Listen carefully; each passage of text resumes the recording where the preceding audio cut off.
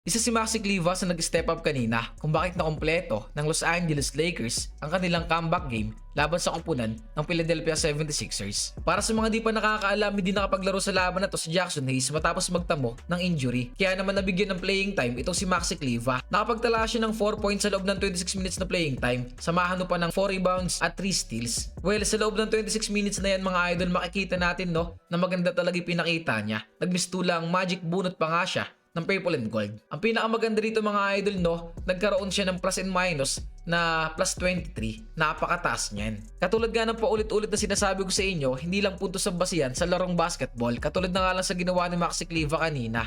Hindi man ganun kataas yung score niya dito mga idol, nakapagtala naman siya ng 4 assists, samahan pa ng 4 rebounds at 3 steals. Diyan pa lang makikita na natin na maganda talaga yung naging overall game niya. Pero ang pinakagustuhan ko sa lahat na performance na ipinamalas ni Maxi Cliva kanina is kung paano siya dumepensa. Yes, tama ka na narinig mga idol yung hustle play na ipinakita niya. Especially kung paano niya dito pigilan itong si Joel Embiid na talaga masasabi ko na nag-dominate nga sa laban na to. Natapos ni Joel Embiid ang game na to na nakapagtala ng 35 points, pero mabuti na lang talaga kahit paano napigilan to ni Maxi Cliva sa 4th quarter na kung saan umiscore lang siya doon ng 5 points. Mababa na yan mga idol kumpara nung 1st quarter na kung saan nakapagtala na agad si Joel Embiid ng 12 points.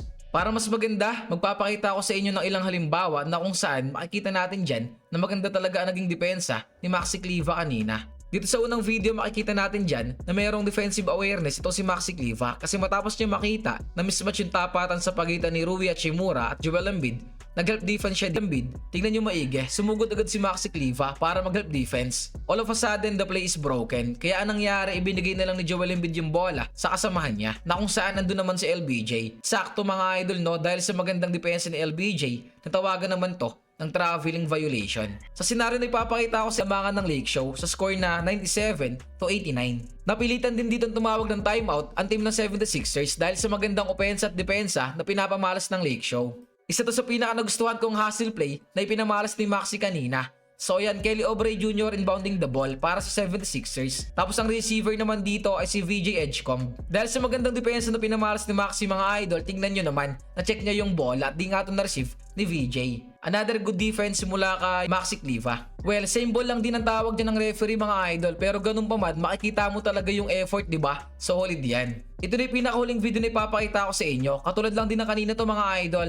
Los Angeles Lakers turning defense into offense sa pangunguna na magandang depensa ni Maxi Cliva. So ayan, si Joel Embiid ang may hawak ng bola dito at ang bumabantay sa kanya ay walang iba kundi si Maxi. So ayan, using hesitation, nakapasok sa loob ng paint itong si Joel. Tapos gumamit din siya mga idol dito ng spin move, sabay tira. Kaso purple and gold laban sa 76ers sa score na 110-94.